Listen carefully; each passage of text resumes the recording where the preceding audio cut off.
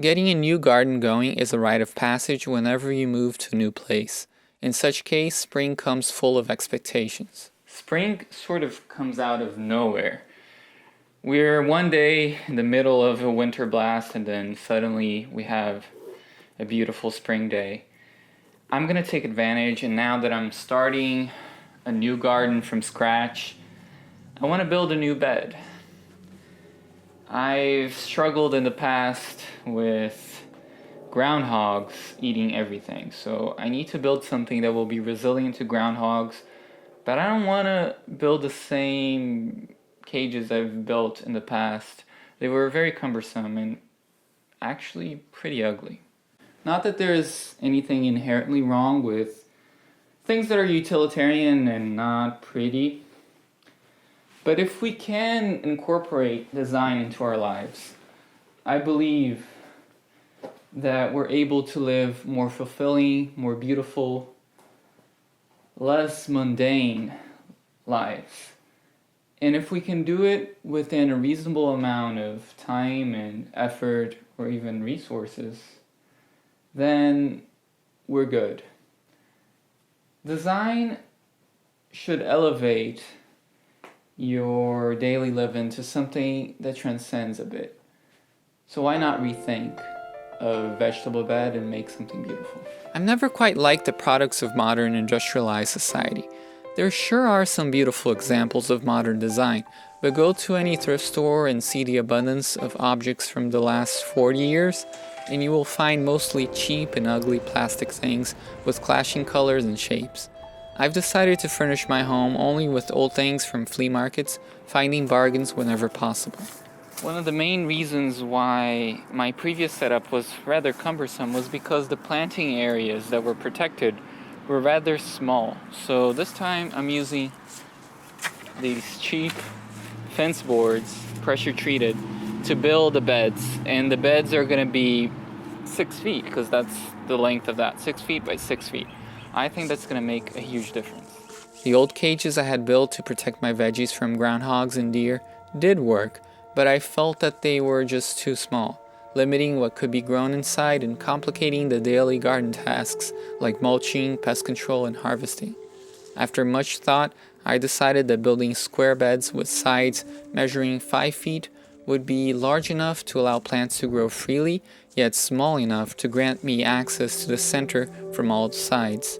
I would build a large cage with detachable sides. I positioned the boards where I wanted the bed to be, grabbed the shovel, and went about removing the sod.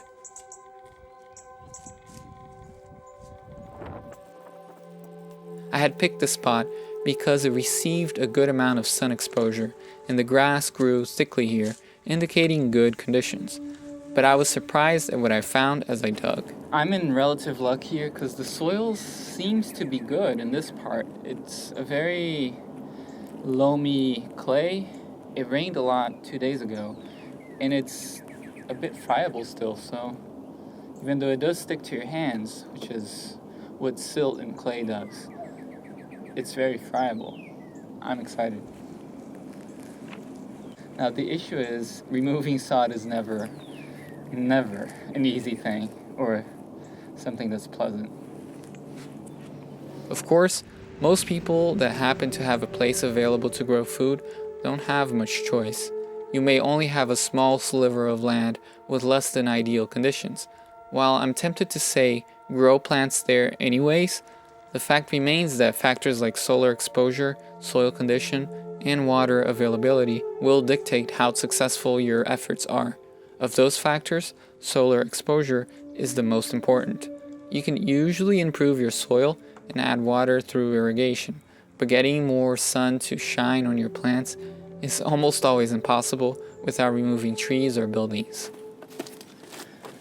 Having removed sod 1 time's too many in life, I've come up with a system that I think works best for the beginners. Just core with a shovel slowly the area you want with very small parts, and then you can take out the sod pieces like this, and if the soil is still a little bit wet, just leave them to dry a little bit, and you can remove the soil from the sod slowly. Even if you can't remove it all in one day, you can remove it other days. But don't let it be too many days like this, especially if it rains, otherwise you're gonna have a mess. And you're killing the soil life by exposing it this way. So you want to try to minimize the most you can. Of course, you can't completely minimize disturbance in the soil life because you're, well, disturbing a whole lot here. Having good soil here was a great asset for my garden. I had to be careful to preserve it as best as I could. But the solar exposure in this yard was by far a more precious resource to me. Part of the reason why I got this home was because it is a southwest facing slope, and while there are a few small trees currently casting a bit of shade, it still has at least a third more direct sun than my last place. Here my plants could get a serving of at least 6 to 7 hours of solid, unfiltered direct sunlight with a side of additional reflected light from the buildings. After removing all the grass from my selected area, I was ready to build my raised beds. Coming up in the next block, I will show you how I built them and discuss why I chose pressure-treated wood, right after this commercial.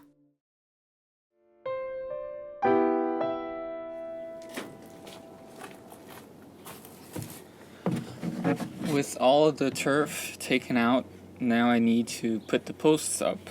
And I'm using these 2x3 pressure-treated posts. And they'll go in about 2 feet because they're 8 feet total. And I'm thinking that the total height of the structure will be around 6 foot, 5 foot. So I'll have to dig a bit now. I decided to use pressure-treated fence boards and posts because they were cheap, about $1.50 each. I would need 16 of these boards plus 4 2x3 posts and chicken wire. I was hoping to spend around $40 for each raised bed cage. To build it, I had to first dig down the corners, at least a foot deep, to install the corner posts. This is what would give the bed its main structure. I chose 2x3 posts instead of 2x4 posts, not only because they are less expensive, although I must confess that was a major consideration, but because for its function, 2x4 would be overkill. It just had to hold the future detachable chicken wire sides securely to prevent animals from getting to the vegetables inside. While 4x4 posts would be sturdier and look nicer, thinner ones would have the advantage of casting less shade, although admittedly only by a fraction. In any case, I believe my more controversial choice was not the lumber size, but the fact that it was pressure-treated wood. I marked how tall I wanted the cage sides to be and cut them using a chop saw. Of course, I made sure to use a respirator and eye protection. You don't want to breathe dust, not only because it is pressure-treated wood, but any wood in general, as repeated exposure can harm your lungs. My pick of pressure-treated wood is a bit controversial. Of course, I would have loved to use a naturally resistant wood species to build these, like red cedar, but the price would be prohibitive for me at this point. Pressure-treated wood is impregnated with chemicals that slow its decay and prevent termites from attacking it. So of course these chemicals are not organic. But there has been a change in formula since the early 2000s that has made them allegedly much safer. I installed the one corner post in place, trying to have it plumb and straight. I would use this as the basis to install the other 4 corners at equal distances and square. As for the choice of wood, according to what I've read superficially on the topic, new pressure-treated wood is not as toxic as it used to be, as the most harmful chemicals have been replaced. It used to have a compound with arsenic that is highly toxic to humans and would leach into soil. So chromated copper arsenate, or CCA, has been replaced by alkaline copper quat, known as ACQ. It is a mix of copper and a quaternary ammonium compound.